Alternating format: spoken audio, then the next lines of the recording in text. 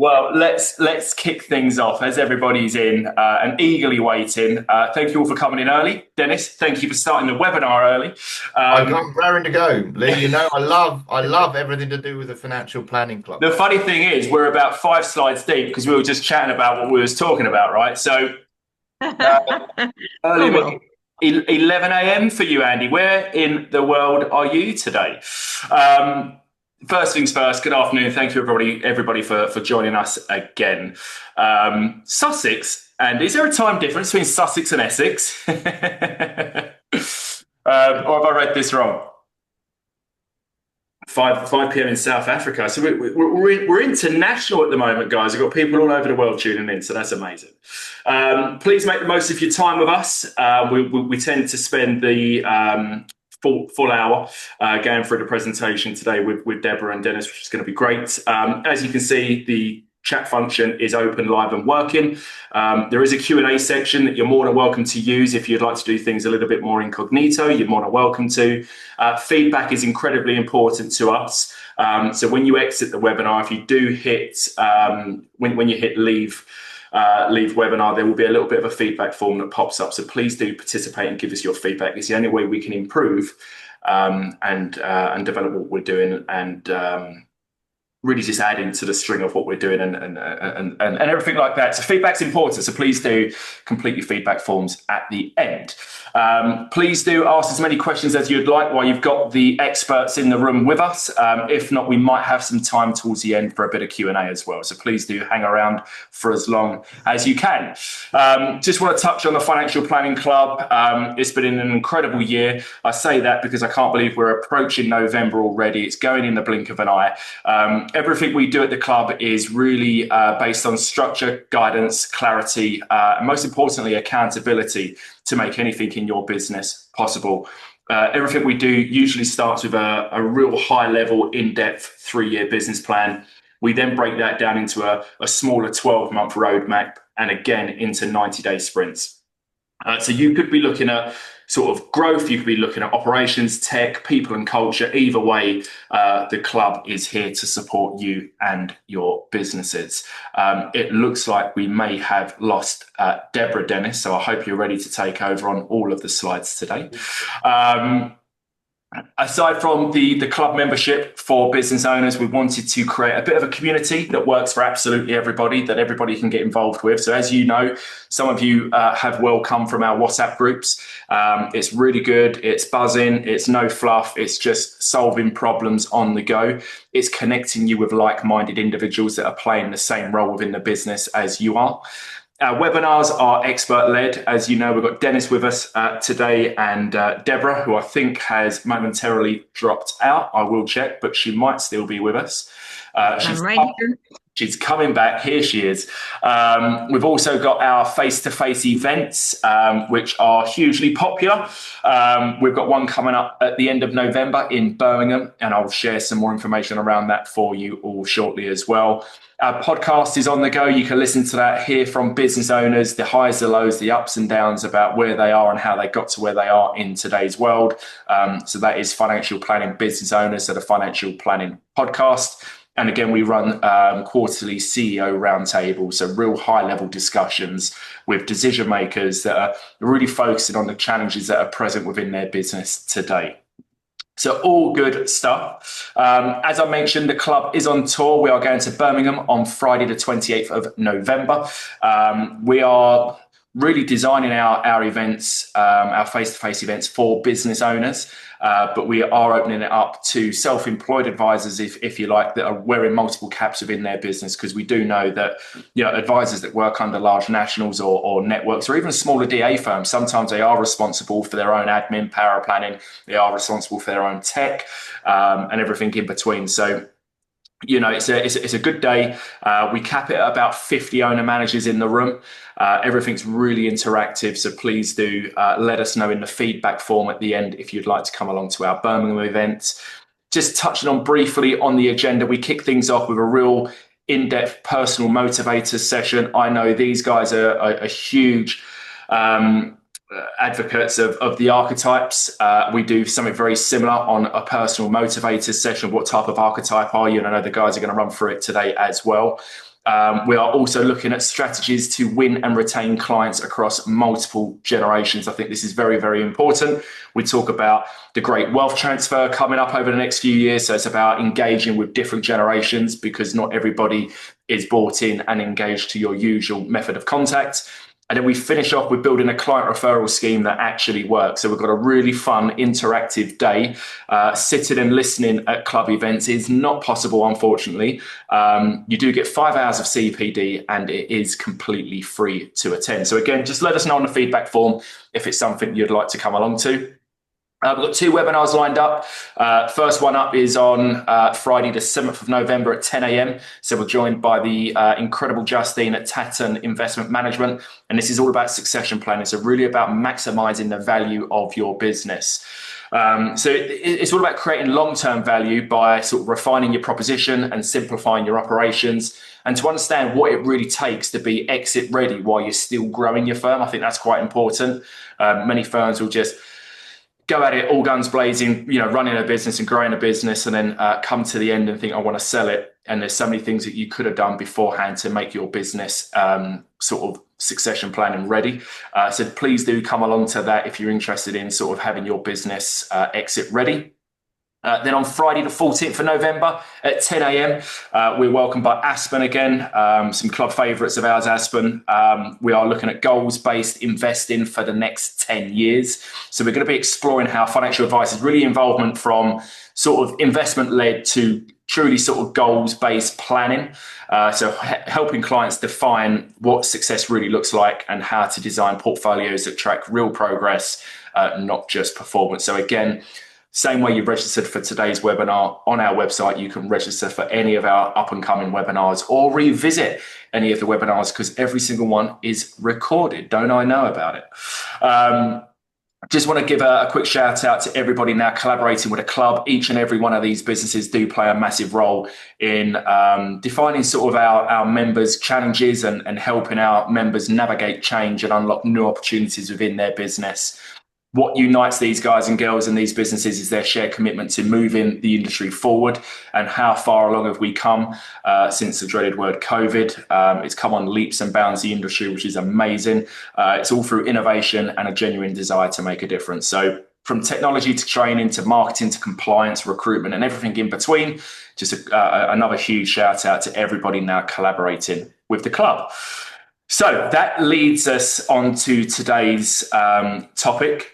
So we're joined today by Deborah and Dennis from the Money Coaching Institute. So Deborah is the Institute's founder and CEO. So a true pioneer, if you like, into behavioural money coaching, over 25 years of experience. So you're definitely one to be talking to if you want to know your stuff about sort of money coaching. Dennis brings 3 decades in financial services before becoming a coach himself, Dennis, becoming a coach and a trainer. So today, together, they're going to show you how to understand clients' money behaviours that can lead to stronger relationships and better planning outcomes. So we asked a lot of questions when people registered for today's webinar. I know Dennis and Deborah, you definitely found the output of those questions quite intriguing. But many said that couples often avoid or delay money conversations. They struggle with different priorities or face uncertainty about saving and spending. And I suppose you might see a difference when 2 people are maybe retiring at different times as well with couples. So obviously they might have different priorities. A common challenge that advisors mentioned that keeping both parties equally engaged as well. So especially when one tends to dominate the discussions.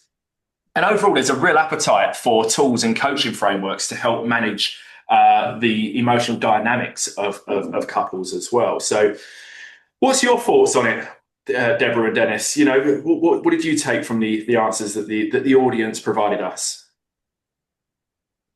Well, first of all, we always appreciate that feedback because it also helps us to consider the kinds of things that we might want to write about, speak about, and share about. So thank you for giving us the input. But I think you guys were asking really exceptional questions, and I think we'll be addressing a lot of them here today. Yeah, Absolutely. Dennis, you definitely found it intriguing, right? You sent us an email. It's very interesting. It's very, very interesting. So what you're seeing here is that the couples struggle to talk around money, and I think that's a very, very general issue because as a society, we don't have anyone that models healthy communication around money. Mm. And so that problem that exists at societal level and also within individual relationships is popping up, guess where? In the offices of your clients because you need to talk about money. Yeah. So if we can't talk about it at home, are we going to feel any more comfortable in front of a planner or an advisor? No, generally not. So yeah, I'm so glad we put this together because it just really gets to the heart of communication around money. And well, I think we should kick it off because we haven't got Yeah, absolutely. much time. So I think Deborah, you're going to kick things off. Dennis, are you going to be playing the next slide, please, roll? I'm good to go. Are we on screen? We are on screen. All right, let's go. Okay, well, welcome everyone, and thank you for joining us today. We're really happy to be there to share what is truly the the greatest passion of my life. I have spent over 30 years just on the behavioral side of money now, 25 with the Money Coaching Institute, but I've been writing and speaking and teaching in this area for over 30 years. And before that, I was a financial advisor, did wealth management and financial planning as well, like most of you. And I think it's really important to understand that, at the time that I started this, nobody wanted to talk about money at the emotional and behavioral level. People actually thought I was a bit crazy. Now we have an entire industry that has grown up around us.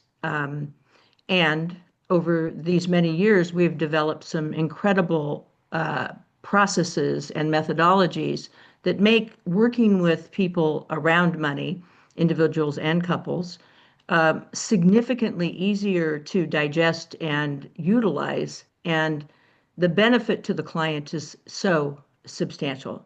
Mm. Everybody here, I'm sure, is doing the best job they can to understand their client and to meet their needs as they move forward and to do the right thing. The challenge that exists that most people don't understand is that until you really identify and name what's truly going on with the person on the inside relative to money, it's very difficult to advise them at the level that you could be, as well as create the relationship that is one built on a true understanding, awareness, and becoming a true ally to the client's success on the inside as well as, on the outside in terms of helping them to arrive at some point in the future where they have fulfilled their financial goals and they can move forward and do whatever it is they've hoped for, right?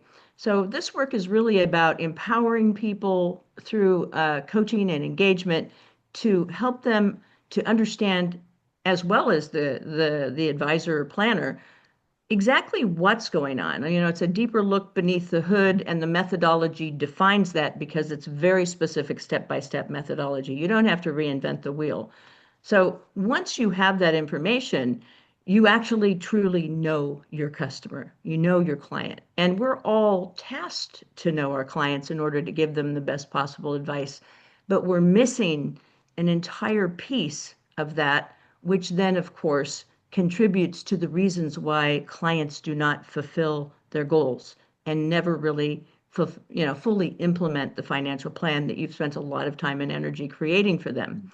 So it's not that you're doing anything wrong. It's certainly not that even that the client doesn't have the right intentions, but there's a whole nother world that exists inside of them that is an emotional behavioral dynamic that once you name that and you know that, you actually have the power to help them at a much deeper level to achieve their goals. No question about it.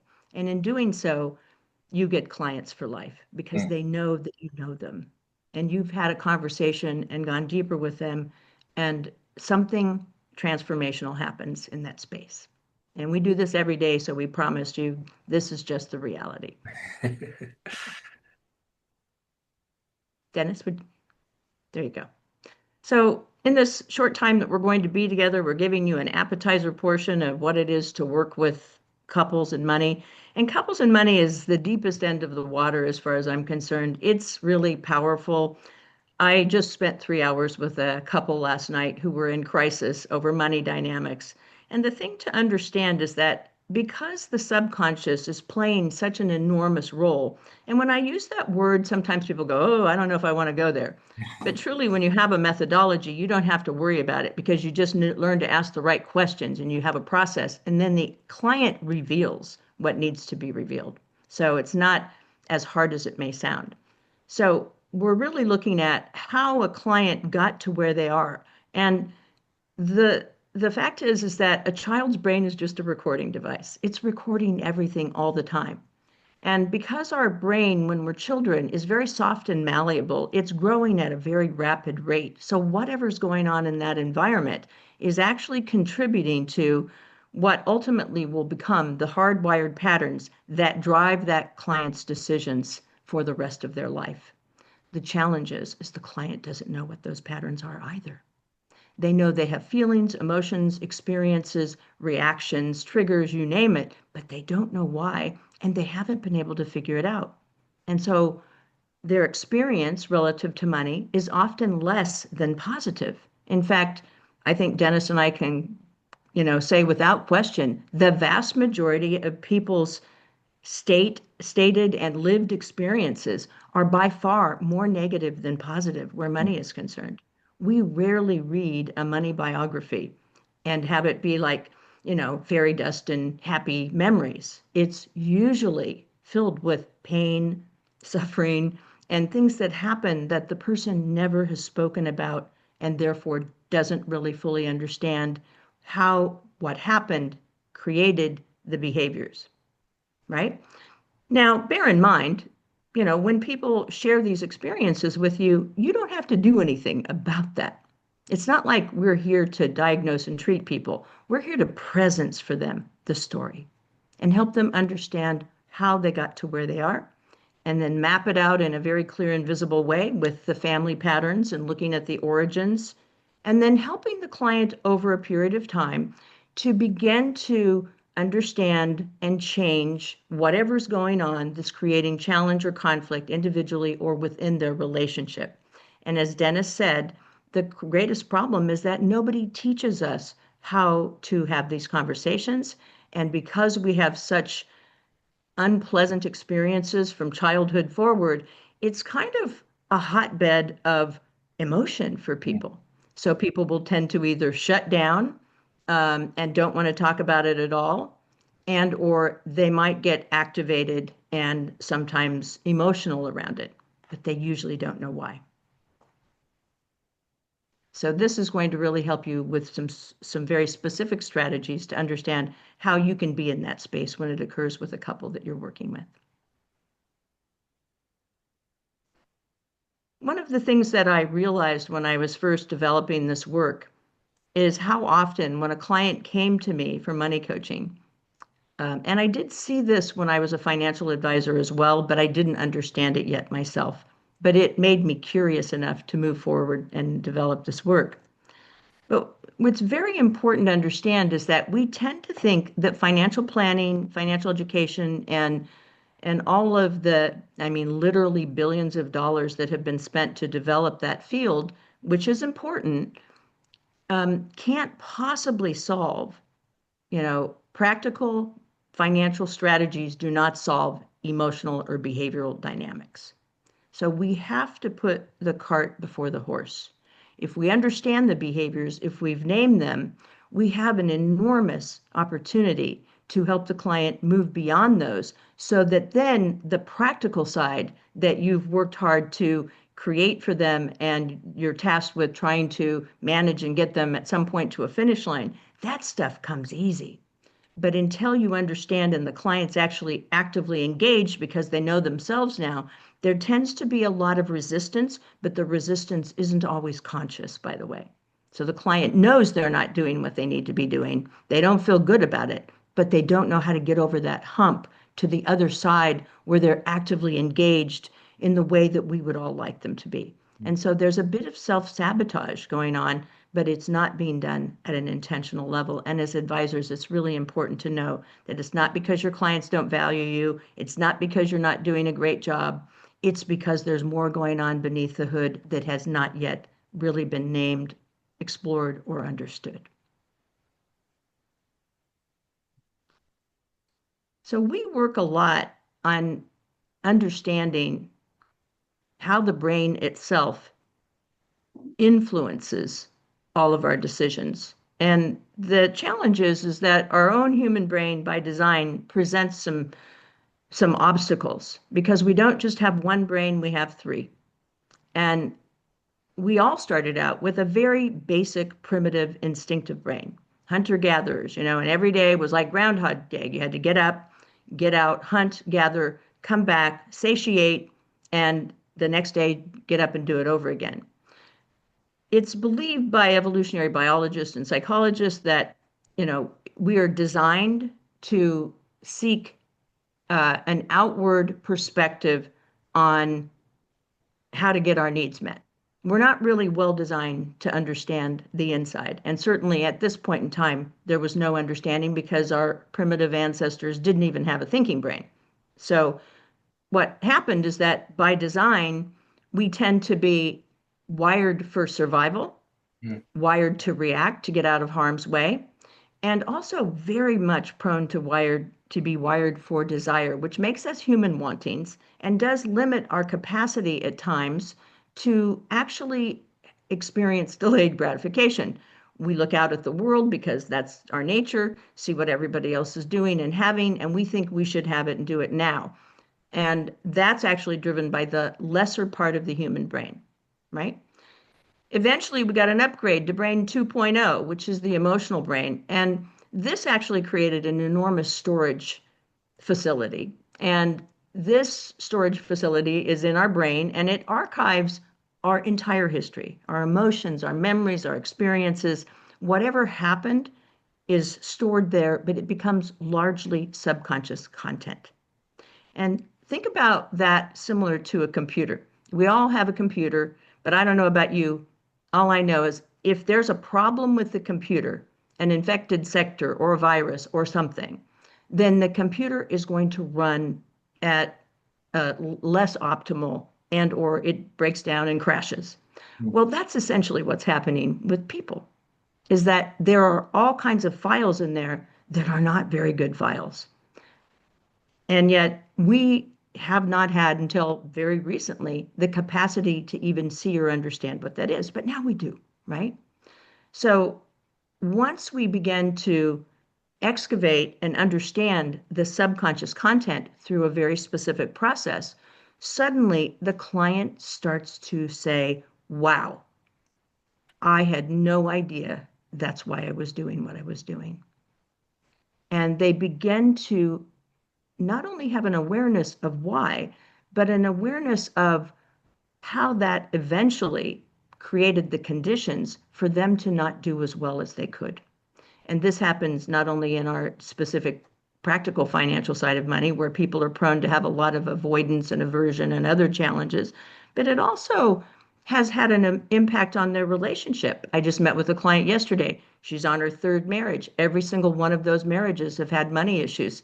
She's starting to realize that it isn't just about them. It's not just that they did it wrong or whatever her story is. She actually came fully loaded with a whole set of dynamics that actually created some conditions for the marriages to have challenges. And yet she hadn't put her finger on the cause yet.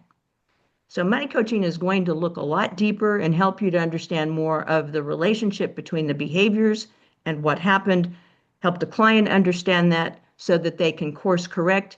And it's not rocket science. I know it might sound complicated and for some people scary, but it actually is not only pretty easy to integrate, but the results are pretty outstanding. So the emotional brain then is holding all that information, but we just don't know what it is. So we need a process to be able to unlock that, unpack it, figure it out. Then we eventually got an upgrade to brain 3.0, which is the brain that we have today, which is the most powerful brain ever. In fact, evolutionary biologists and neurological neurologists say we probably have reached an evolutionary endpoint where this is concerned because women can't birth bigger babies. And therefore, our brain is probably about as cooked as it's going to be. The challenge with the thinking brain, again, it's incredibly powerful, capable. There are literally more neurons firing and wiring simultaneously in your own brain than there are stars in the entire Milky Way galaxy. So what that says is there is an entire universe inside of all of us that is yet to be known to us. And wouldn't it be great if we understood that more, right? Which is what our task is. So Brain 3.0, while rational, logical, capable of sifting through literally millions of pieces of data, facts, and information, simultaneously, guess what? We're only in that part of our brain about 3 to 5% of the time, which means the elevator's not going all the way to the top most of the time. And here's why. Either the emotional or instinctive brain are actually running interference. You can't be in both places at the same time. So if you have a lot of challenges and fears, anxiety, stress around money, your instinctive brain tends to get a little hyper-reactive, right? But the problem with that part of the brain is it doesn't require any thinking. It's very automatic. The emotional brain is filled with all these files and experiences that you don't even really have a conscious understanding of. And so what happens is when either one of those parts of the brain become triggered or activated, all bets are off whether or not the decision you're about to make is going to be a good one or not, because you're not making it from the right place.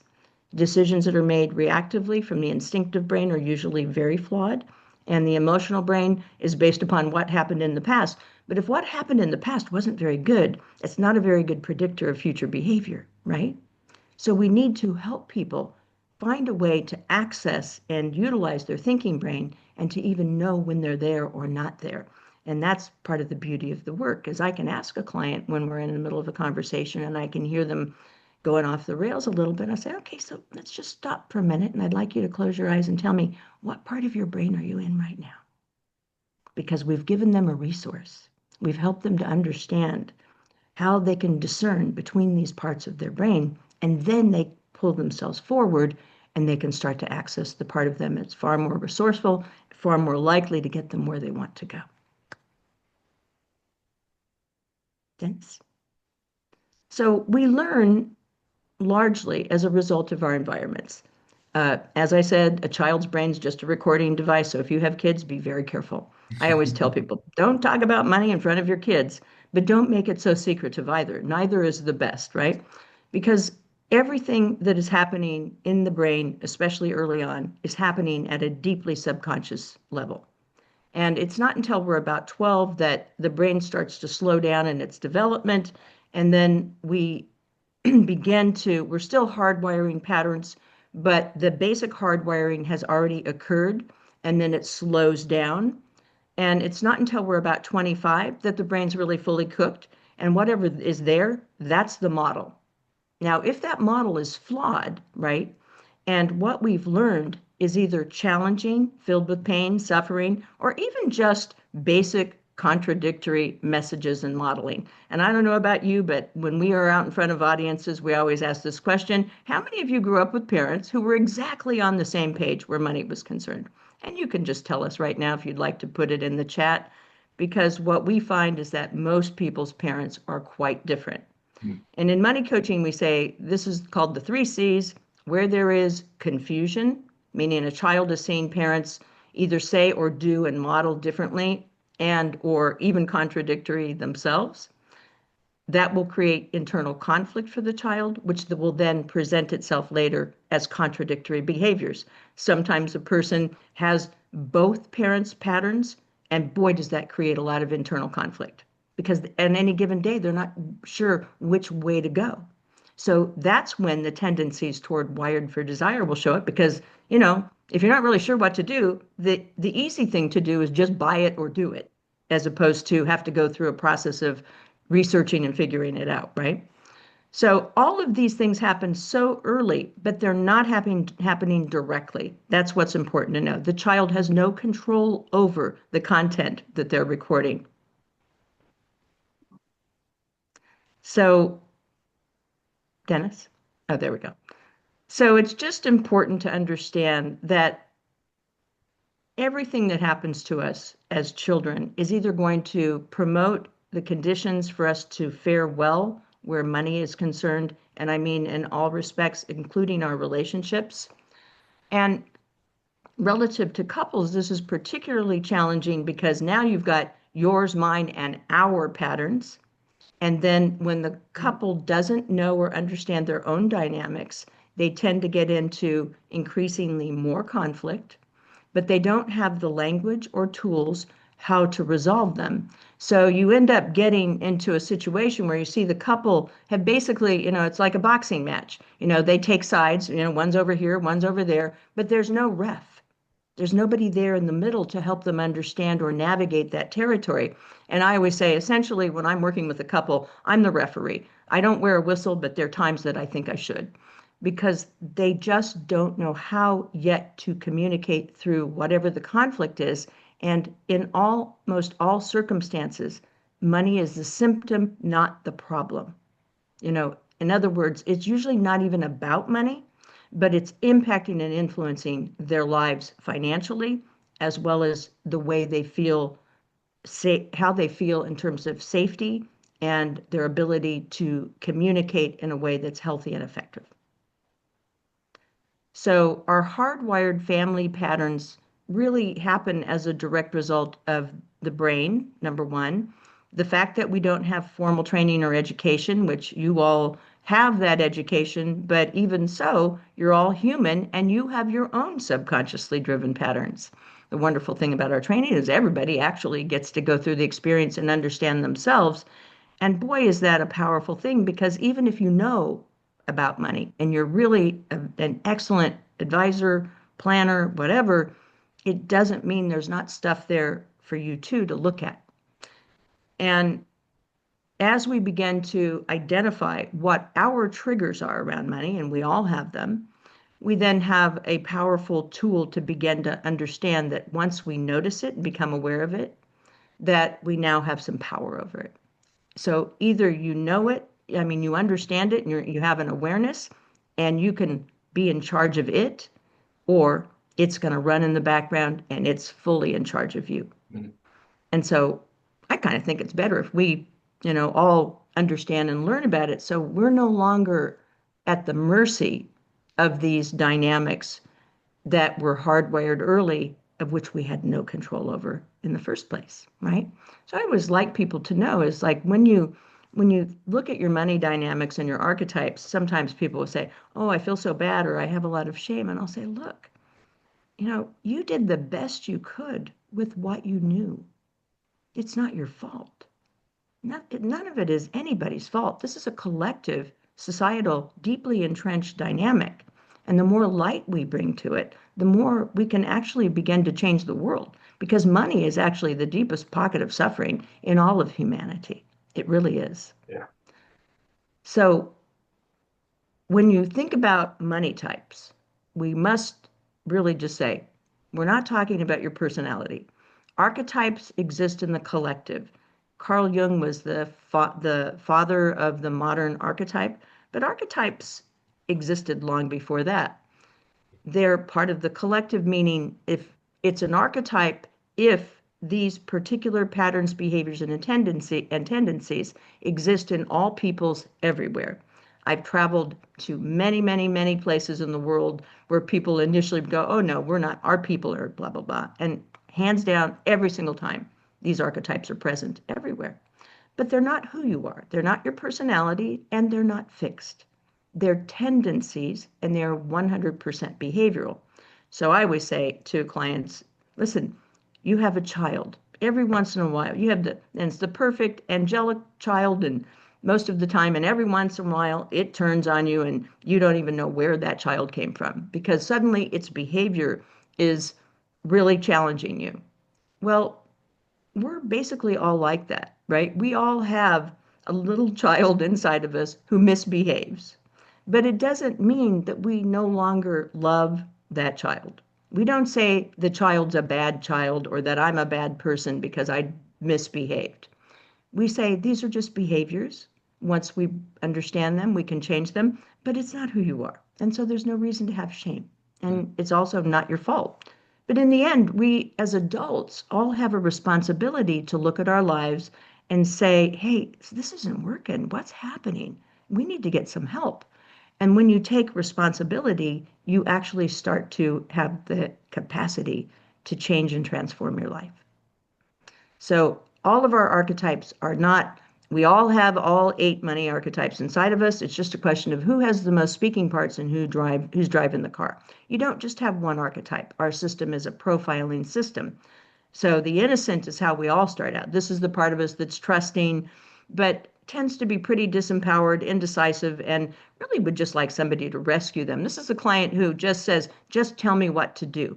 They don't even want to know, which is dangerous, right? Now, as a result of being an innocent, sometimes bad things happen because we gave our power away and or somebody rescued us who wasn't really such a great person. And next thing there's a challenge. So the victim happens as a result of bad experiences. The problem is this archetype can be very entrenched, stuck in the past, blames other, and tends to also, as a result of that, not do as well financially. Now, the warrior is the archetype we seek to help people develop, and it's by far the best archetype to drive the car. So the warrior is tasked with mastering the material world. They're powerful, they're confident, they're very, very capable. The next archetype is the martyr, and the martyr is actually a beautiful archetype in some respects. We find a lot of people in the financial services industry and in money coaching have a strong martyr. And that's because they're people who have a lot of heart. They like to take care of others. They tend to be a bit self-sacrificing. And, the challenge is that they often don't have good boundaries. And so the martyr really needs to take stock and realize that they don't have to do everything for everybody all the time in order to prove their value and worth. And then we have one of my favorite archetypes, which is the fool. And this is the archetype that got me in trouble in my 20s because I didn't have anybody who helped me with money either. And I didn't understand very much. And so I made some mistakes in my 20s, fortunately course corrected. But the fool is really the archetype that kind of has a devil may care attitude. They're very restless. They think money is more of a game. They'll take way more risk than they should. They're overly generous and almost always overly optimistic. And we have the creator artist, which is the archetype that I like to say sort of creates a sense of balance, that who we are, what we do is not just about money, meaning we need a greater sense of meaning and purpose in our lives. And the creator artist sort of holds that in place for us, where we get to utilize and leverage the gifts that we have and take them out into the world and make money as a result of doing that and have a sense of meaning and purpose too. Often the creator artist gets cut off early because parents say, well, no, you can't do that. You need to go be this. And so as a result of the projections of our parents, we often end up cutting off a lot of our more creative or more passions as a result because we're told we can't survive that way. So the creator artist needs to be present, but very balanced in against the warrior and also the magician.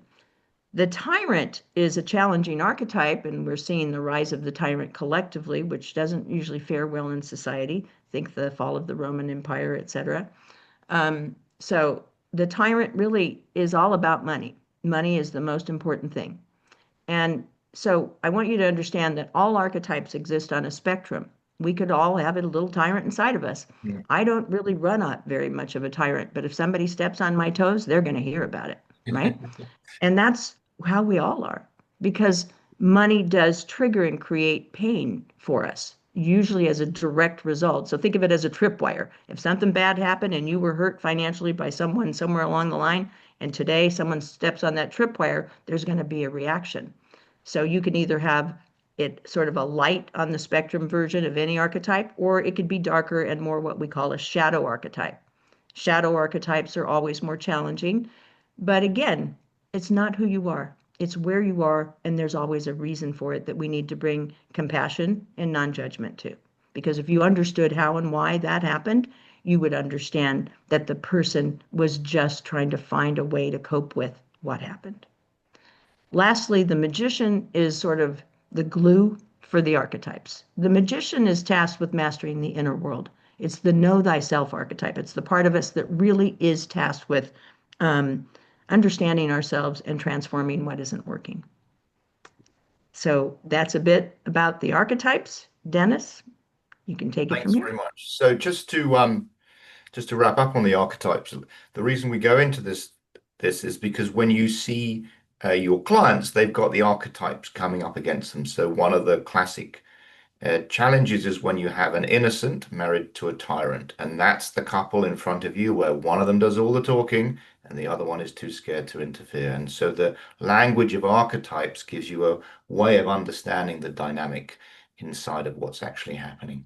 Okay, so as we touched on before, let's look at why this happens. Well, we have conflicting patterns. We have conflicting patterns driven by different money stories and driven by different archetypes that are coming up. So there will always be differences. If you look at siblings, there are also always differences in siblings. And our needs change over time. So the guy who was very great when you were going out and he was flash and is at the bar and everything, fantastic, everybody loved him. Not so much, not so useful when you're trying to save for a deposit and you've got for a house, you've got a child. So that fool archetype is great at a certain point of your life, but maybe challenging later on. So needs change over time. We have unconscious roles assumed, unconscious gender roles are assumed. One partner may end up in charge of the finances because it's assumed that they will, even though they don't want to. And that can create a resentment around that. Why is it I have to do all of this? And that stores up problems for later on. We've got couples clashing when they're defending previously agreed positions. So the person that's stay at home now doesn't want to go back to work, or vice versa, or there was a previous agreement they had that was flawed or needs reevaluation. Unexpressed emotions build up. And a lot of the time, I think we all know this from personal experience, we don't really get involved in money discussions when we're all like in a great mood, because who wants to ruin it with a money discussion? So when it comes up, it's usually when we're at boiling point or breaking point, and of course that means that we're about to get triggered or we are triggered, and that's going to trigger the other person, and so we end up in that circle. So and when the body responds to a perceived threat, the cortisol and the reptilian brain take over, and all bets are off. And some people have different communication styles. Yeah. Someone maybe feel threatened by open communication, and they may feel very shut down by that. So we don't have experiences in communicating around money. And even if you look at things like joint bank accounts, in the UK, there's a recent poll that said that only 51% of those in a relationship had a joint bank account. So it's not right or it's not wrong. It's about healthy communication. Okay, so where does this create problems? Well, we have a lack of positive role models. We have a clash of values and priorities.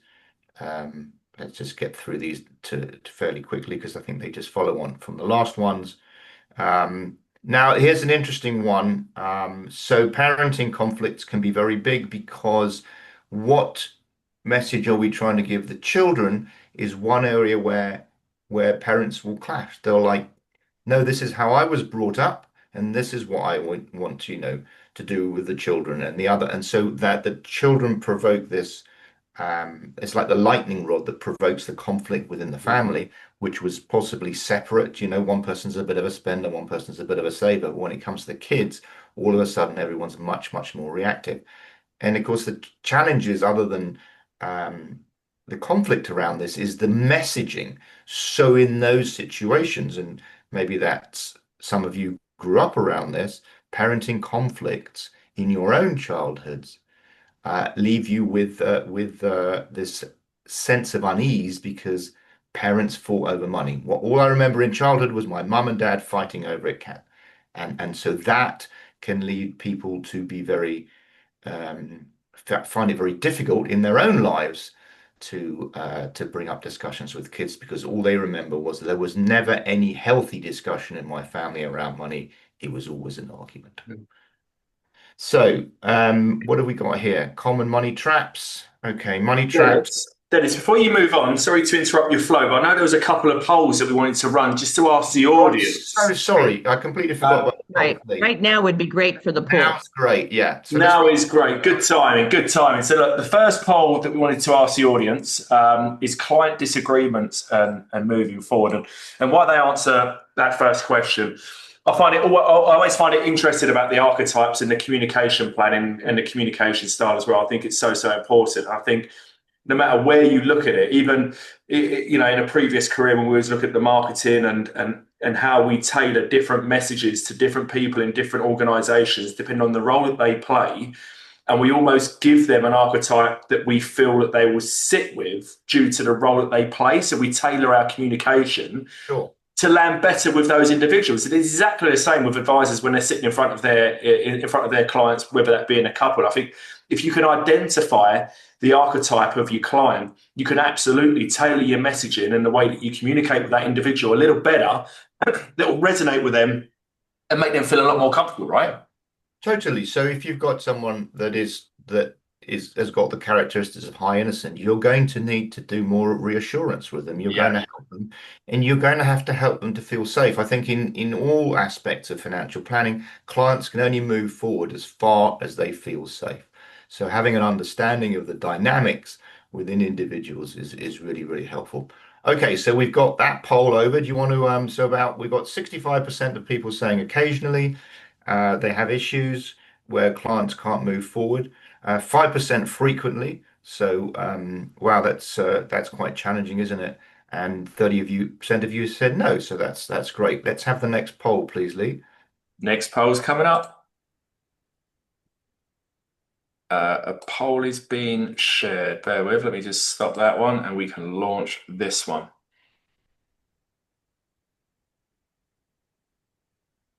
Yeah, it's interesting, isn't it, on the 65 odd percent that they said yes, that it happens occasionally, where I suppose they've not been able to help those clients move forward on their journey, if you like. And it's almost come to a bit of a dead end, isn't it? It's come to a bit of a crossroad where no one can agree. So and I suppose in that instance, it's not really been the best impact on the client, has it really? Because they're no further ahead than where they were before the meeting, right?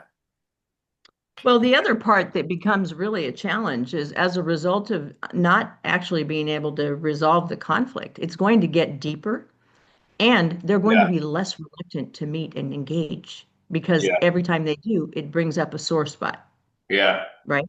So if you can provide something that allows them to at least begin to move toward a deeper understanding and resolution, you're not there to solve the problem. You're not a therapist. We want to be really clear, but there's a way that you can help them understand what's going on and give them strategies to move forward, yeah. right? You almost fall into a bit of a, like you said, a therapist, a bit of an agony aunt role as well. You're just hearing it from all sides, aren't you? So the key concept here is, and I'll just move on from the polls here, is that we are going to have to facilitate the conversation that they were unable to have themselves. So we're going to spend the rest of the time looking through ways to do that. So just look at a few money traps here, using money as a form of manipulation, failure to understand each other's needs. These are all fairly obvious. I won't go into detail because I want to get onto how we actually help people. But these are all reasons why why people end up trapped because they end up in a situation where they don't know how to break out of it. All right. And Um, these are common reasons. They're not the only ones, by the no, way. common reasons. Okay, so how to identify them? Well, sounds obvious, but let's just to touch on that. Frequent arguments, um, imbalanced power dynamics is another one, and picking up on visible frustration and non-verbal cues will clue you in on that. Nothing particularly radical there. Okay, so how do we move forward? Right. So the important thing here is to model. We're going to have to create a framework for respectful and healthy communication around money. And it empowers the clients to move forward because up until then they're stuck. So we start off with the most important thing, respectful communication. Okay. It's really easy to get triggered. We know that. Then we all get shut down brain-wise. We get arguments, and we got hormones running around. So where that leads us to is that dark space, which is I'm right, you're wrong. Okay. Now we want to stay out of that space, and we want to keep it open. So open it up for discussion. Listen, so we position it. So sometimes in our meetings, we might talk about some difficult things from time to time that might stir up some emotions between the two of you. I would ask that if things get heated, we don't resort to name calling or being critical or demeaning of each other. I would ask that we work hard to show each other respect, even if we're feeling intense emotions. All right. So that's one way of positioning it. And then we need to establish a defined protocol for disagreements. So if we find discussions getting heated, I'm going to suggest we take a 5-minute break. And if things get really out of hand, I'm going to suggest we end the meeting. So this is a standard conflict resolution protocol. That rarely happens, by the way. Sure, by the way. Like, I don't even think I've had to do that once this year. Okay. So don't be worried about that. Well, and in fact, in the polls, only one person said that happened. But essentially, what we're trying to say is, look, this thing is difficult. I can see it's difficult for you. Let's just be respectful and understand that it can be challenging and be respectful of each other. And that's the space that you have to handle if you want to keep this thing moving forward. All right, trust and safety. This is a supportive environment where each of you can voice their views, concerns, fears without judgment. And it's very likely that you've got different views, but I want you to know that I'm not judging anything here. There's no right or wrong, and I want you to do the same for each other. Mm. So, confidentiality as well. Please commit to sharing all relevant information. That's quite important. Okay, so how do we do this? How do we actually explore with a client? And we start with money questions. And the reason we do this is because what we're talking about a clash of archetypes, and archetypes are essentially just belief systems in some ways, right? They got hardwired in our brain. We can change them, but essentially what people are arguing about is not about money. They're arguing about different beliefs they have about what they can do, be, or have with money. And those beliefs come from early childhood.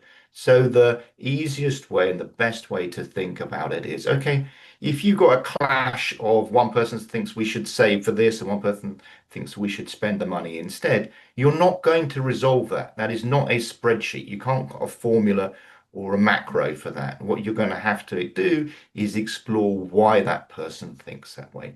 And so we ask some really gentle questions. So you can position this with the clients. It sounds like to me like you've got a difference in beliefs about money, what money should be used for. So the way we understand, so in my experience, beliefs come from early childhood, and I wondered if it would be okay. Would you mind if we just explored a little bit about where those beliefs come from? So we're going to share with you a whole bunch of money questions that you can use.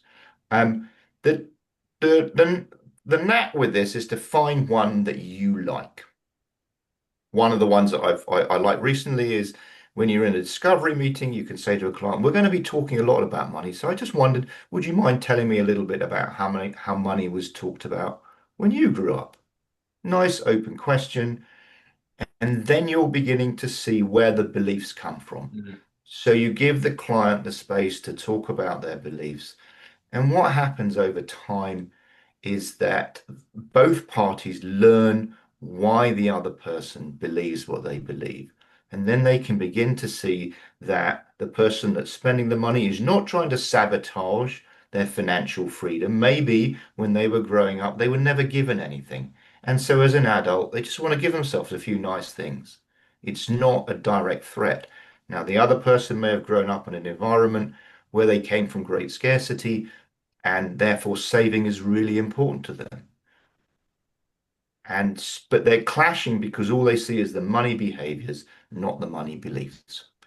So when you exploring this, people get very kind of fixated on the first question. The most important question is never the first question. The most important question is the follow-up question. And that's because you are showing the person that you're really interested in what they hear, what they feel seen, heard, and understood. Follow-up questions. Wow, that's really interesting. Tell me more about that. Oh, I can see how that might have affected you. I'm wondering if that's still driving some of your behaviors today. So you're going on an exploration journey with the clients. And the beauty of this is they get to learn about each other. You're facilitating this journey of exploration. You're taking this thing which is used to be a thing of conflict for them, and you're turning it into a journey of exploration around each other. Now, that's the theory around it. It does work because that's what we do. So we're looking for messages. What messages did you get in childhood about what you could do or be or have with money? How do you think that shaped your thinking?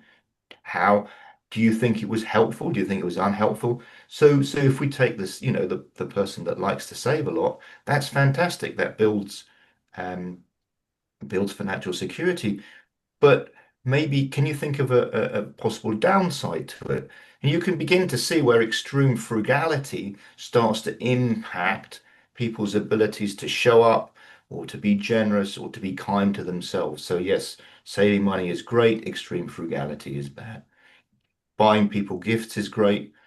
High fool, which is overly optimistic or overly generous, is undermining and potentially challenging for both sides. So I'm going through this at a reasonable rate because we've got a few more things to cover, but it's about opening up that space where people get to understand about each other and what's And driving it. also, it is about helping the client to understand their why. That's Sure. extremely important because most people don't know why, for example, they are so obsessive about saving, not spending. So once they name it and understand the why, the conversation changes. We're not trying to change anything about them. We're helping them to understand. We're not here to fix. We're listening to learn.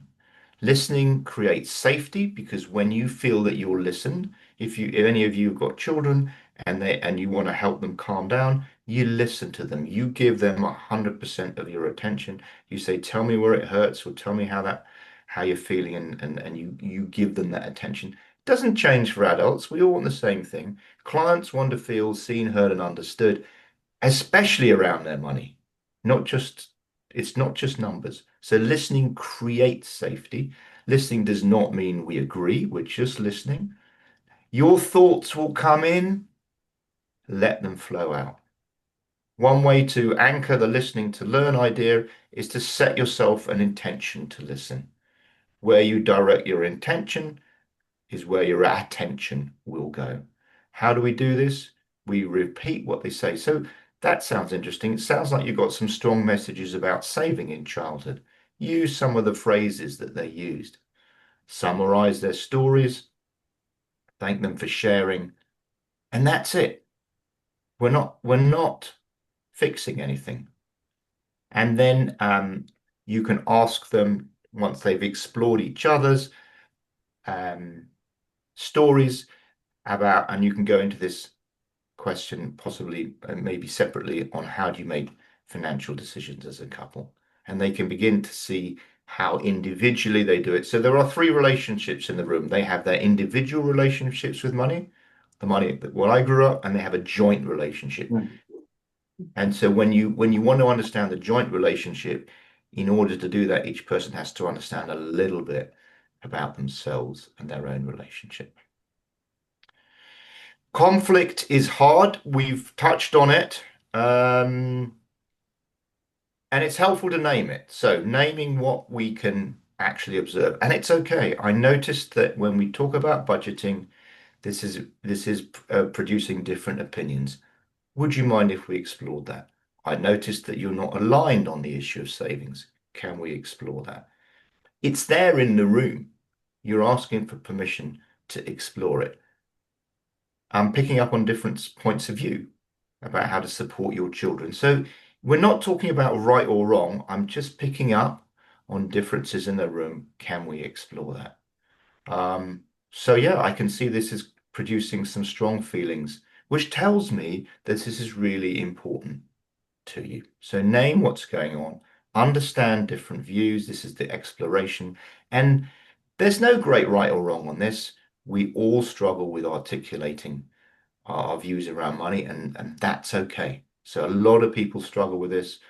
Um, we talked about exploring origins, don't take sides. This is about helping clients manage if they've got severe emotions coming up. That's a bit technical, but maybe we can explore that. We explore that a lot when we do the money coach training itself. And exploring ways to move forwards is about showing them how they can have healthy discussions at home.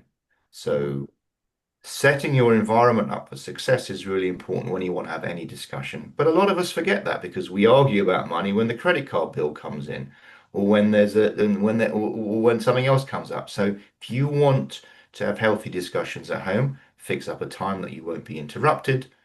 Make sure you have enough time. Commit that this is important. Go to a neutral environment. It's actually going for a walk is really helpful if you want to have a discussion, and try and be compassionate with each other. When nobody's trying to wreck each other's financial lives, but when feelings come up, it's going to generate a reaction, and that's and then we find it really difficult to talk. Okay, when clients need more support, this is when you don't think you can move it forward, but you still want to help clients. Money conflicts don't fix themselves. So what we would suggest to you, you can help them be fixed, but how do you help a client when you don't think you can do anything for them? Now, we as an industry refer clients out all the time. If you don't have a will specialist, you refer clients to a will specialist. If you don't have in-house portfolio modeling, you'll get it from somewhere else. So referring is a sign that you care about a client, and it doesn't mean that you don't care. So I'd ask you to think about where your clients are really stuck and offer them the possibility of engaging with a couples money coach. I can think of a couple here because it's a gift to them to help them sort out issues that are either getting in the way of their lives, but are also getting in the way of the plans and all the support you want to do with them. So think about it in terms of a gift. And what I'm going to give you is, I think this will be, we'll just make sure that we get the recording. We'll give you a quick script for doing that. Money conversations can be scary and hard for a lot of people. I'm here to help things easier, but lots of my clients have found that working with a money coach is helpful for that. So tee it up. We're not here to try and ask you to send all your clients to us, but we're asking you that when your clients are stuck and you can't move them forward, please consider that one of the most helpful things you can do is get them some support. Or become trained yourself and do it so that you're the person they come to, because we love it when you guys actually can hold the space for your clients yourselves.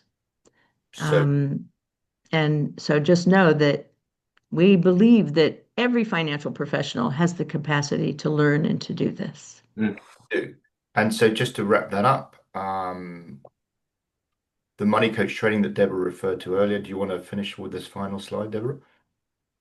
So, just in a nutshell, the work is really, it creates a process and a methodology that will really help you to navigate these kinds of conversations in a really healthy, effective way.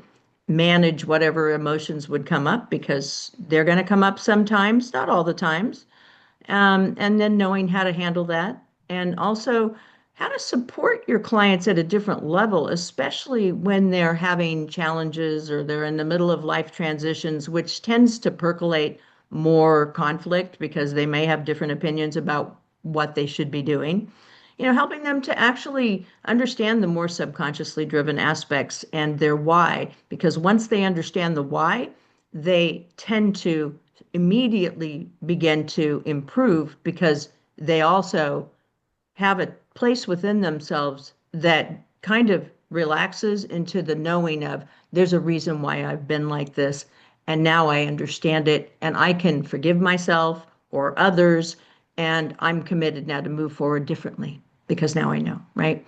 And so you're really just building deeper relationships, giving them more tools, more strategies, and helping them to really look at the the root cause of what's going on, which is almost always different than what the client thinks it is. And then, as a result of that, you start to move through blocks and you start to see results that are considerably more reliable and sustainable in the long run. So, Thank you. in a nutshell, that's what it is. So I know we've run over time a little bit, but we're going to be stick around for Q&A. So the last slide is this one. If you're interested in taking the money quiz, please point your camera at the one on the left. Please connect with us on LinkedIn. The QR code on the right will take you to my LinkedIn page. And then Deborah is also on LinkedIn as Deborah Price. And so without further ado, if you've all done hopefully connecting with us and taking quizzes. I'm going to turn it over for Q&A and also look at some of the questions that were raised earlier in your initial questionnaire. So thank you so much for your time and attention. It's a really big topic, and we've only kind of scratched at the surface of it, but we hope that there's enough in there for you to start a conversation with a client. Let's see.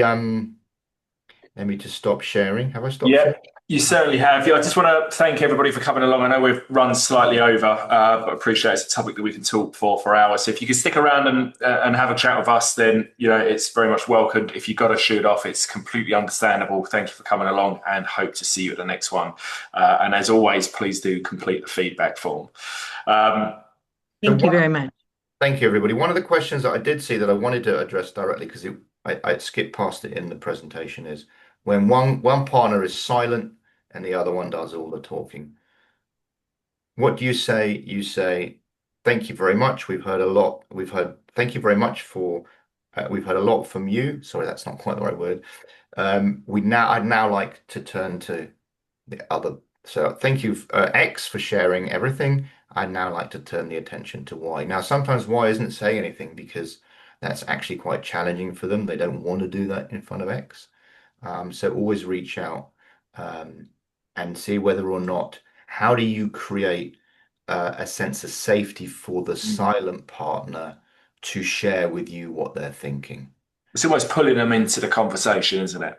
Yeah, and some people. So first of all, you have to acknowledge it and give them permission. Maybe they don't get permission to talk at home. Maybe they're not allowed to talk at home. So you, as the advisor, are giving them permission. Thank you very much, X. I'd now like to hear from Y around this.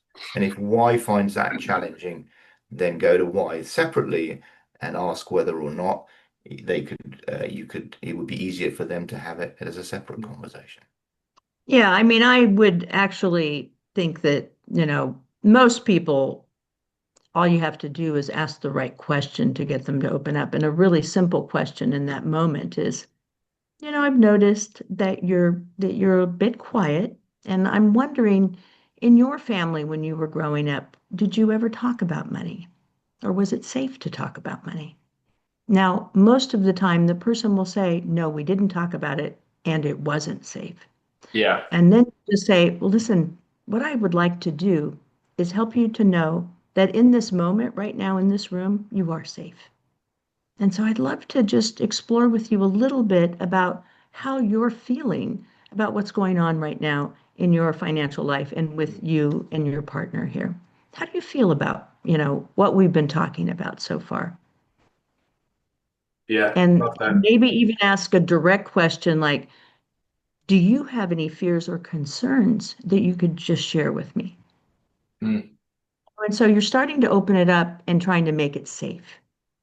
And and that begins to allow the person to feel like, oh, I can actually do this, right? Yeah. They just don't have the experience yet. No, and just going to echo what Anne said, about the whole thing being very, very interesting, and they love the use of the archetypes. And as I mentioned at the beginning, we run an archetype session at our events. Would you, because for us, when we look at a financial planning business and an owner of a business, they fall into a particular archetype. And when they want to grow their business or streamline, grow a team, whatever it may be, they almost have to pull themselves into a different archetype.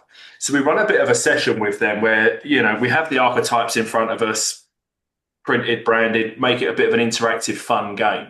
Have you ever done that with your clients where you kind of sit down and go, right, let's talk about archetypes. Where do you think you are? What type of archetype do you think you are as an individual when we talk about money? What archetype would you like to be like? Because there's no wrong in having a goal you've got a client from day one, you've had a meeting from day one, and they're very much the tyrant, if you like. They're very reserved, don't want to talk about it, but I'd love to be this archetype. So what do we need to do to bridge that gap to get you from A to B? Is that an exercise you ever do with clients? Well, we do a Yeah. lot of different archetypal exercises, but the truth is that I think it's always a little flawed to just say a person has an archetype because Yes. they don't have Yeah. one. Yeah. And that's the challenge, is that if you only are addressing one, the other ones that are actually present could be the problem. Yeah. Because we find in the room, Because, people yeah, say, well, I'm this, but I'm also a bit of this, and I could yeah, probably be a little bit of that as well. So it does start becoming a bit of a combination of. But there's always that, I'd like to be a little bit more like this, so there's always that archetype that they'd like to be a little bit more like, but perhaps they yeah, can't. absolutely. Like in our system, for example, we're always striving to help a person to notice and become aware of what archetype is actually in the middle of the conversation or the decision at any given point in Yeah. time, right? Yeah. So when you're in the conversation, you can ask questions. And then when you ask the question, as the facilitator or coach, advisor, you learn that the way they answer the question actually will tell you who's in charge. Right. Yeah. So you ask a question that reveals the archetype Yeah. that's actually in charge. Yeah. The answer is actually telling you what's going on. The thing is that sometimes when we do a similar process, what you'll find is that three archetypes will show up in the middle of a paragraph. Yeah. Like you can hear all three of them either colluding, because that's what archetypes do. Mm. So if somebody's already a strong warrior in their business, and for the most part, they're doing the right things and they're trying really hard and they have a plan and they have a strategy and they're going for it. But if they've got a little wing of the fool will come in and sometimes sabotage, because the fool's intention or agenda is very contradictory to the warrior. Yeah. So then the fool might go, I'm attracted to shiny object syndrome, and now I'm going to do this, this, and this, which then becomes a distraction, and then they wonder why they didn't actually get the results.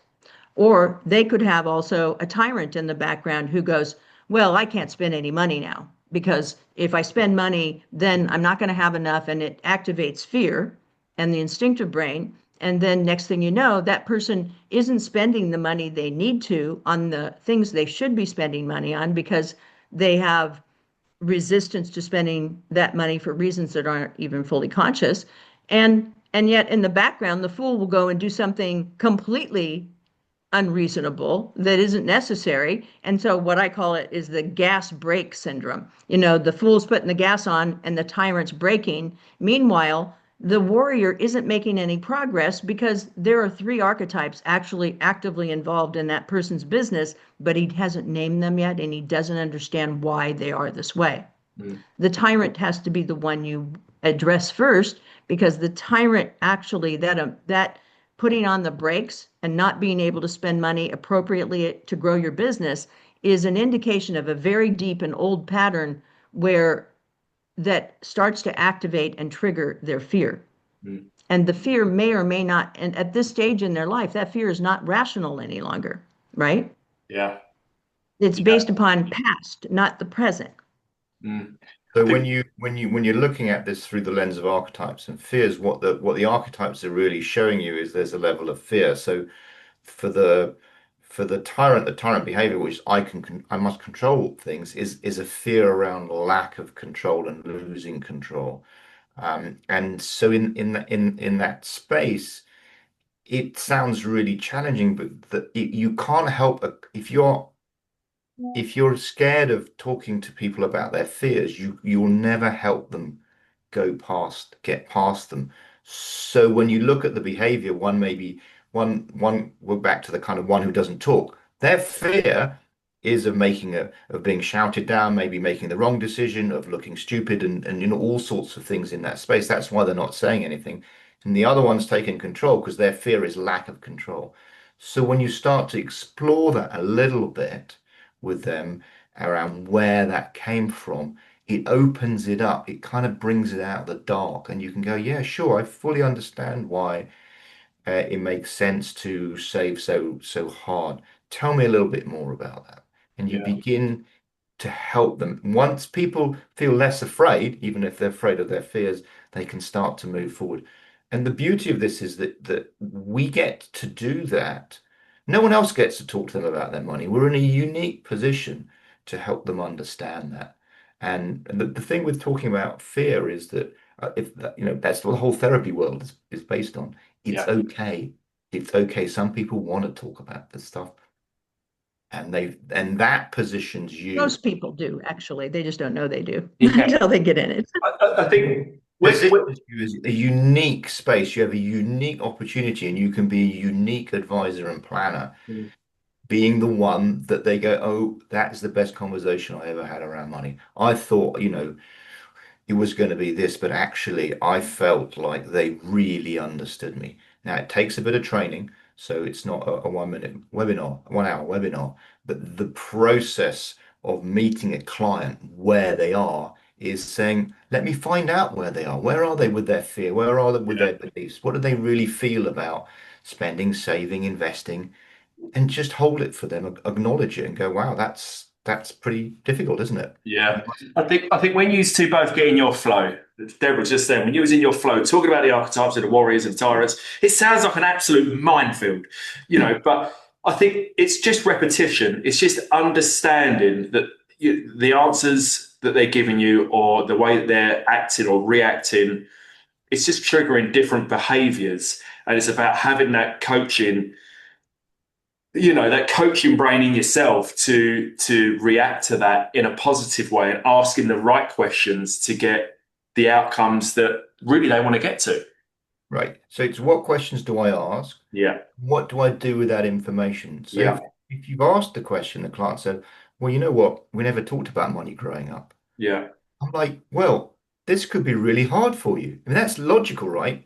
If you've never talked about money growing up and you're sitting in front of an advisor or a planner, maybe because you've been an inheritance or you to do some planning or this, that, and the other, it's like, we never talked about money growing up. Then sitting in front of the planner for the first time could be a really scary experience.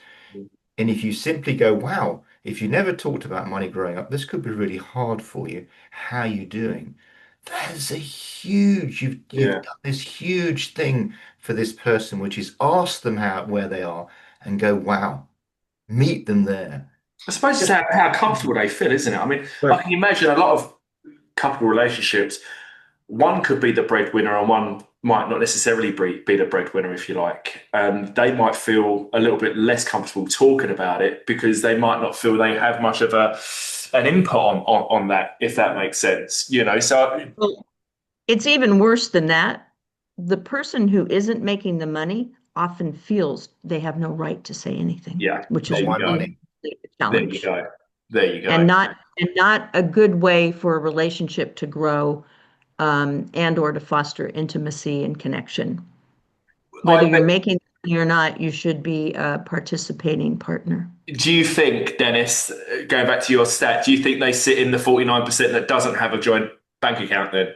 Those ones that feel they can't talk about money or they don't feel like they're contributing to the household income. Do you think they sit in the 49% camp?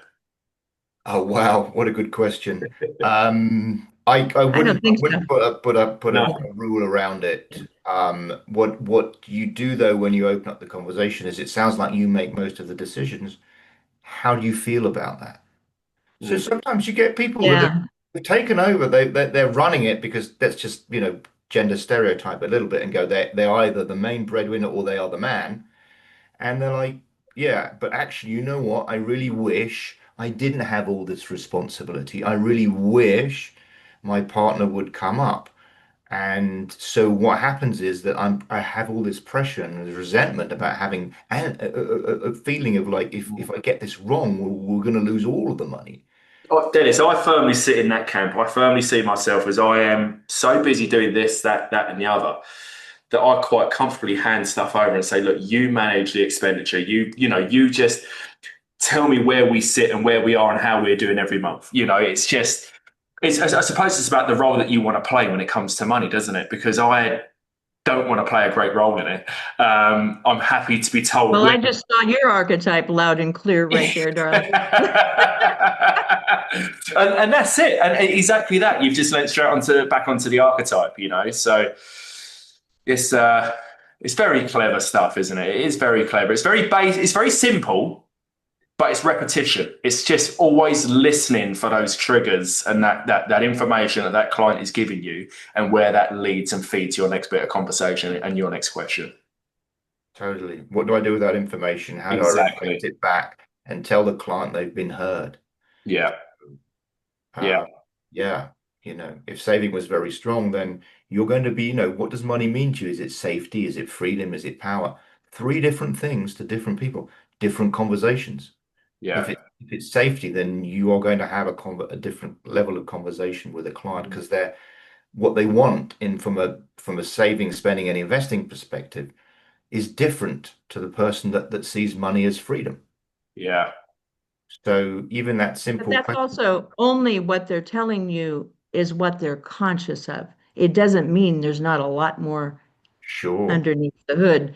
And when you help them to understand the other thing, I was with a client yesterday, and she's very successful financially, Mm. very successful, but she has never managed a successful relationship because of her money dynamics. Really? She has never been able to have a successful relationship. And so when we were looking at, all the positive stuff around money, she's a strong warrior, very strong warrior in terms of doing the right actions. But she has a wing of the victim Mm. and a wing of the tyrant, and a very high need for control. And she said, well, I've always been very generous, giving to all of my partners, but in the end, I feel like I've just been taken advantage of. And I said, well, that's really interesting. So clearly you have a high need for control. I'm just wondering, what has the cost or consequence of that been for you? Mm. And she Yeah. sat there for a moment and she said, well, pretty much every time a partner that I'm with says that they want to live together, I basically hit the brakes and I find a way to sabotage the relationship because I don't want them anywhere near my things, my house, my stuff, my money. And I said, so, how is that working for you? Yeah. Yeah. Yeah. Are you getting what you want and need out of life? And she said, no, I'd like to figure out how to not do that. I don't know Yeah. why I'm so reactive. And I said, so that's what we're doing here. We're Yeah. also helping you to understand that your reactivity is a direct result of living in a very challenging childhood environment where you felt totally out of control every day and unsafe. And so you built a fence around yourself. The problem is that you're trapped inside, Mm. and you've got to find a way to dismantle that safely in order to get your needs met and to have a much more fully lived experience and relationship. Yeah. This happens to people a lot. It does. Yeah. Do you think the whole coaching dynamic of what you do will have to change as you look at different generations getting older? So when you look at Gen Zs of today's world, do you think they're going to have a completely different outlook, thought process, Well, they and do approach? have a different outlook, many of Yeah. them, but their outlook is actually based upon the same patterns that, Yeah. dynamics that they learned in their childhood. So Yeah. the process works very well, regardless of where you came from, your Mm. culture, what generation you're in. There are certain metaphors and themes that show up, culturally and also generationally. But when you understand the framework, it applies. It doesn't matter what generation you're working with. The thing about the younger generation is that they're highly conflicted about money. Yeah, This is probably the most conflicted generation I have ever witnessed. really. Lots of failure to launch issues. I get calls from parents all the time just saying, I don't know what to do with my adult child. Their failure to launch issues constantly, we call them boomerang generation. They keep coming back home because they can't afford or can't manage their life financially. And they're also have a level of entitlement. Not everybody, these are generalizations. And so working with them requires a tremendous amount of sensitivity because as an older or elder in that environment, you have to be really open to just hearing their experience and how those patterns became hardwired and created the conditions for them to develop some of the behaviors that they have around money, the same as any other generation before us. It's just there are nuances associated with it. Do you think it's the value of money as well? Because and I think different generations, definitely the younger generation, and I can only imagine it will get worse over the years, that the value of money is just not what it used to be anymore. So we have a particular thing that we do with our kids when we go on holiday, and if the grandparents or anybody says, look, we're going to give them £40 a year, get an ice cream or whatever on holiday, we get that money out in the currency in the place that we're going so that they understand the value of money, actually giving our kids the €40 or the $40 or whatever they get. And what we notice is my eldest, who's 8, finds it so much harder to part with that money. So they just tap in because there's no value to a tap. They don't quite understand what they're spending. A tap is nothing to them because they don't understand what that tap, they don't Yeah. actually understand what that tap does. But when you actually give Harry €40 or £40 or $40, whatever it is, he actually thinks about what he's buying so much more, even at the age of 8, just that difference of tap and having cash. He actually doesn't want to part with the money. And I feel as these generations get older and that value for money, I think it'll just be lost more and more because it's just more accessible, isn't it? To just tap and just not physically lose Yeah, I'm money from your pocket.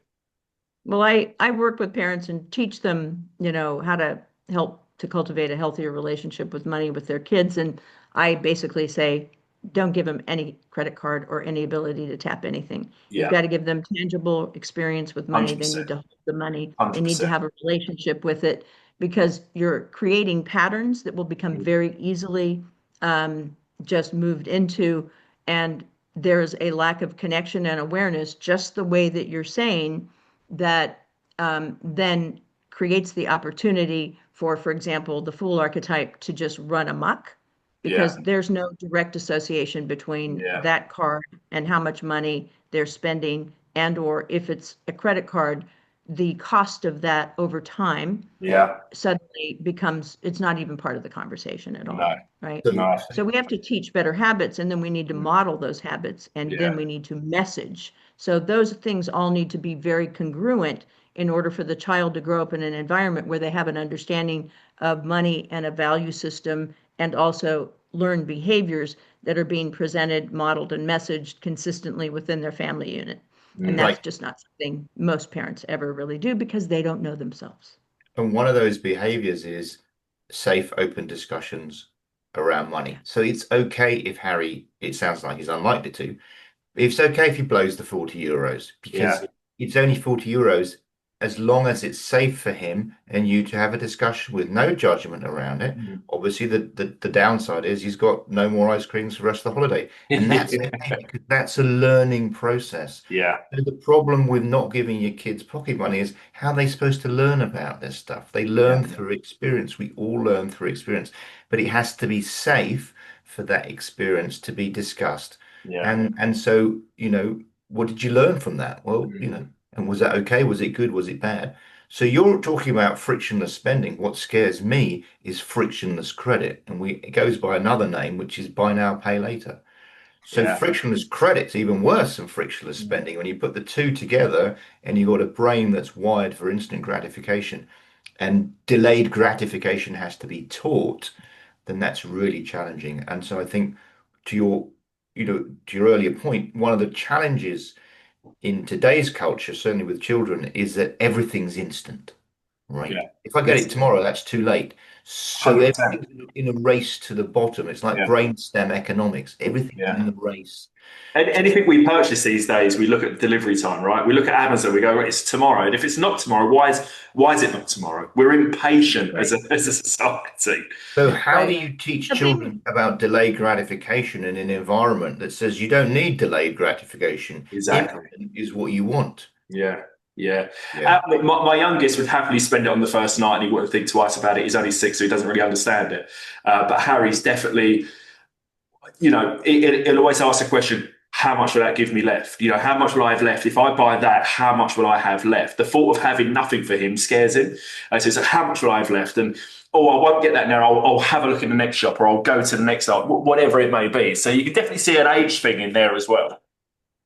here's the thing to really bear in mind with your son, right? And this is for anybody, by the way, is a child who is already afraid that he won't have enough needs to be noticed. Yeah. I would sit and ask him, I'm really curious. So sometimes when you have money, you seem very afraid of spending it. And I'm just curious, what are you afraid of? Mm, yeah. Have him think about what he might be afraid of. So what happens with children is something could have gotten in and you don't know where or how. It could actually happen at school. It could happen wherever, because it's not just the family unit, although that's the most critical environment. But sometimes the child's actually brought in a concept or a belief that is already flawed that will drive him for the rest of his life. Mm, yeah.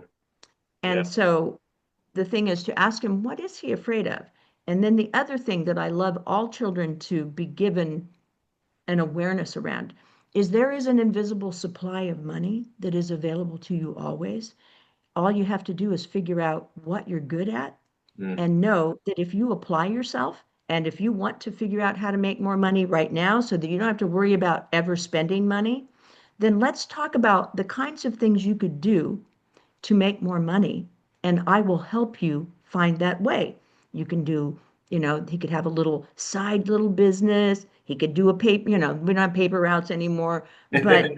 Or I have things that I think you might be old enough to yeah. take responsibility for. And if you're willing to do that, then you can make some extra money. I want you to know that money actually is something that is available to you if you're willing to apply yourself and you're willing to commit to creating whatever it is you can with your own gifts and your own abilities. And you can do that at 8. I used to iron clothes for 5 cents when I was 8 years old. And then I cleaned houses and then I did a lot of other things. I've had a million jobs since I was 8 years old because I wanted my own money. Yeah. And Yeah. that's the thing is let kids recognize that they don't have to just be dependent on that allowance once they reach a certain age. And 8 is about the perfect age for that. It is, yeah. Well, there we have it. We've had some money coaching, we've had some parent coaching and parent tips. It has been a very, very good webinar. I'm going to call Andy out to see if he's still with us or still awake, or has he, nodded off. He's still with us. There's only a handful of people still with us. So thank you for hanging around. And if anybody's got any questions, fire away. But I will stop. I will stop the recording now as well. So Thank you thank you so much, again for joining everyone. us. Thank you.